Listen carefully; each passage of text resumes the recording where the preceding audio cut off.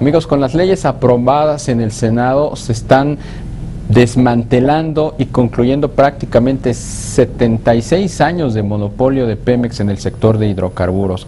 Para analizar brevemente el alcance más relevante de estas disposiciones, de estas iniciativas que se están aprobando, me da mucho gusto saludar esta noche a Fluvio Ruiseles, consejero profesional de Petróleos Mexicanos. Fluvio, ¿cómo estás? Buenas noches. Buenas noches, mi querido Darío, me da un gusto estar aquí contigo. De lo que se ha aprobado, ¿qué es lo que más te llama la atención? ¿Qué es lo que destacarías como relevante justamente en el contexto de la caída de este monopolio? Bueno, lo más importante a mi juicio de toda la reforma es la posibilidad de que Petróleos Mexicanos se convierta en una auténtica empresa. Justamente Petróleos Mexicanos es, hasta hoy, todavía no entran en vigor estas leyes, es un organismo público, ¿no? Recordemos con todo lo que eso implica en términos de falta de flexibilidad, de falta de autonomía, de sujeción en buena medida, a pesar de la reforma de 2008, de sujeción a decisiones ajenas, ¿no? Básicamente de la imposición, digamos, de una lógica mucho más financiera del Estado que de una lógica industrial propia de una empresa. Entonces yo creo que si algo hay que rescatar de esta reforma es esta posibilidad, veremos cómo se va materializando ya en la práctica, pero sin duda para mí es el elemento más importante de la reforma, la conversión de Petróleos Mexicanos en una auténtica empresa. ¿Qué posibilidad o cuáles son, digamos, las garantías de transitar precisamente hacia una empresa pública productiva? Mira, justamente creo que es lo que se debatió al final, curiosamente. Es la parte que se debatió en la Cámara de Diputados como Cámara de Origen, la que tiene que ver con el régimen fiscal, con la Ley Federal de Presupuesto y Responsabilidad Hacendaria y con los elementos de autonomía de gestión. Faltaron, sin duda, como siempre, muchos tendremos diferentes puntos de vista, creo que faltaron llegar a la concreción de ciertos elementos, pero en general estos elementos que se definieron abren un margen de autonomía muy importante para Petróleos Mexicanos, que es la clave para poder desarrollarse como empresa.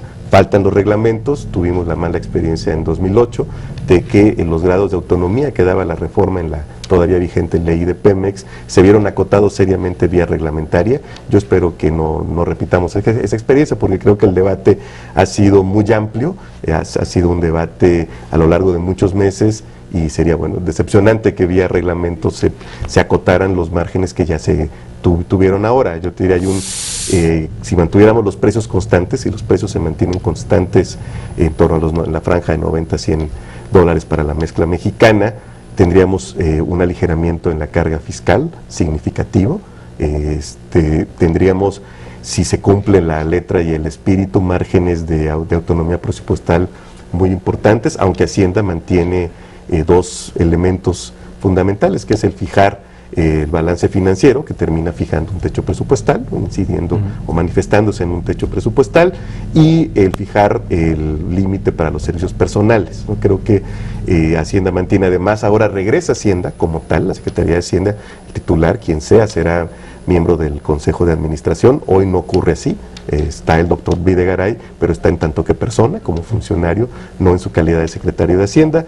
Con lo aprobado regresaría a la Secretaría de Hacienda, lo cual nos podría poner en una paradoja, es decir, que al momento en que se decida el presupuesto de Pemex, que inicia el 15 de julio, más tardar, cuando el director general presente al Consejo, en el que estará presente el secretario de Hacienda, pues imagínate la paradoja en la que el secretario de Hacienda votara en contra del presupuesto, perdiera la votación en el Consejo, pero después se lo puede, en su calidad ya de secretario de Hacienda, modificar, ¿no? Esa paradoja está latente, pero digamos que hay un avance importante en la autonomía. Fluvio, esta reforma energética y a la ley de Pemex y de hidrocarburos modifica radicalmente el estatus de la paraestatal, sí. Abre negocios u oportunidades de negocios a las petroleras extranjeras, no está en duda ese beneficio, pero para la gente de a pie, para la gente común y corriente, ¿en qué le benefician todas estas modificaciones?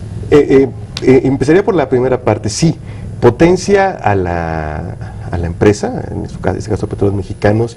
Mi sola crítica es que este fortalecimiento de Pemex no puede ir más allá de lo que se definió en la ley de hidrocarburos y que se denominó eufemísticamente ponerle freno a la libre competencia. Es decir, en la lógica de la reforma es más importante la libre competencia que la consolidación de Petróleos Mexicanos como un operador dominante.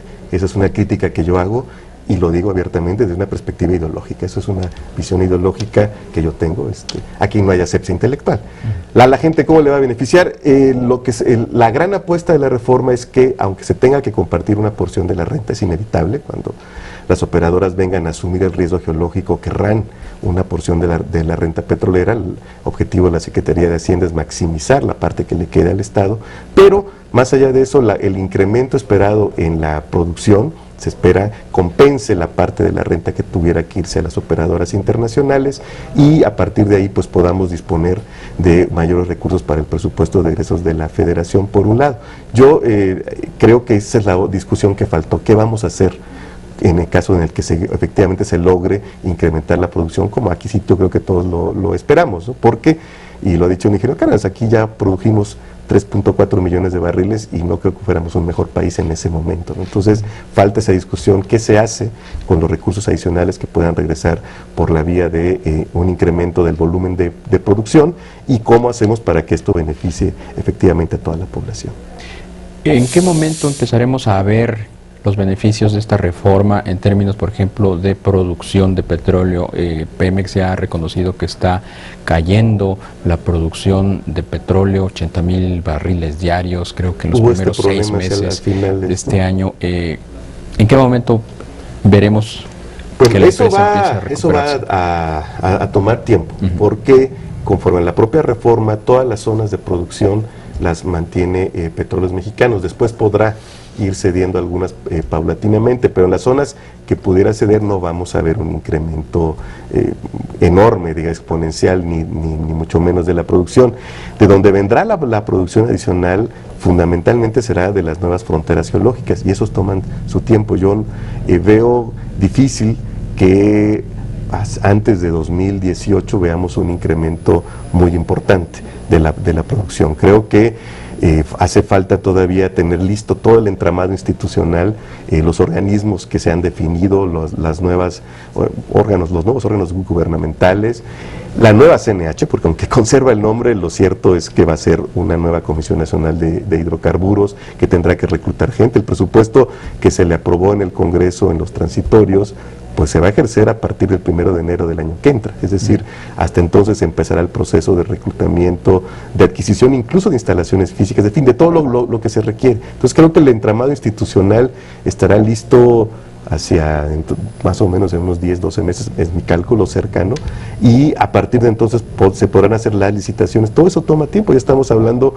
de que hacia 2016 podrían estar operando realmente, iniciando la operación nuevos actores. Entonces yo creo que como todo aquí toma tiempo, simplemente por hacer una analogía, en el caso brasileño las reformas se hicieron en 1994-95, la ronda 0 se hizo en 1998, y los resultados los vimos hasta inicios de este siglo. Los buenos resultados que mostró Brasil, Petrobras, se empezaron a dar hacia 2002-2003. Creo que en ese sentido no me parece prudente propiciar expectativas en cuanto al tiempo, ¿no? Aquí solo hace la broma.